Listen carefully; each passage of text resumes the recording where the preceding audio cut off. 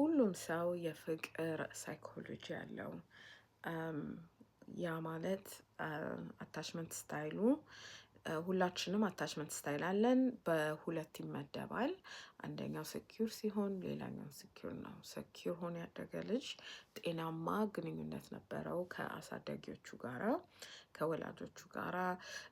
በሚያለቅስበት ሰዓት ህፃን እያለ አቴንሽን ሲፈልግ ወይም ደግሞ ኒድ ሲኖረው የሚያስፈልገው ኒድ ሲኖረው ወላጆቹ በፖዘቲቭ መልኩ ሪስፖንድ ያደረጉት በፖዘቲቭ በሆነና ጤናማ በሆነ መልኩ ሪስፖንድ ያደርጉ ነበረ ማለት ነው። እና ያ ልጁን ጤናማ ግንኙነት ስለራሱ ወይ ደግሞም ስለሌሎቹ ጋር ጥሩ ግንኙነት እንዲኖር ያደርጋል። ሲያድግ ያንን ይዞ ነው የሚያድገው ማለት ነው። ሌላኛው ደግሞ ኢንሴኪዩር አታችመንት ነው። ኢንሴኪዩር አታችመንት ማለት ከወላጆቻችን ለእኛ ህፃን እያለን በምናለቅስበት ሰዓት ለእኛ ኒዶቻችን ፖዘቲቭ ሪስፖንስ ወይም ደግሞ ሄልዚ ሪስፖንስ አልሰጡም ነበር።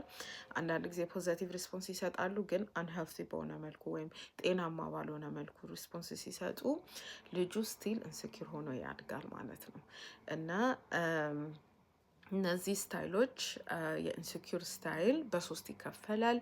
አንደኛው አንሸስ አታችመንት ሲሆን አንሸስ አታችመንት ማለት በጣም ህፃኑ እያለቀሰ ነው እንትን ያደገው ማለት ነው። እና ሲያለቅስ በቃ ማሚ የለችም በሚል ማሚ ማትመጣ ከሆነ ያለቅሳል፣ በጣም ያዝናል።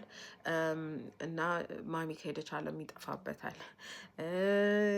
ሁለተኛው ደግሞ ዲስሚሲቭ አቮይዳንት ይባላል። ዲስሚሲቭ አቮይዳንት ደግሞ ማሚ ብትሄድም አይ ዶንት ኬር በቃ ብቻዬን ነኝ ምንድነው እኔ ኖባዲ ኬርስ አባውት ሚ ለእኔ ማንም ኬር አያደርግም ምናምን በሚል ነው የሚለው።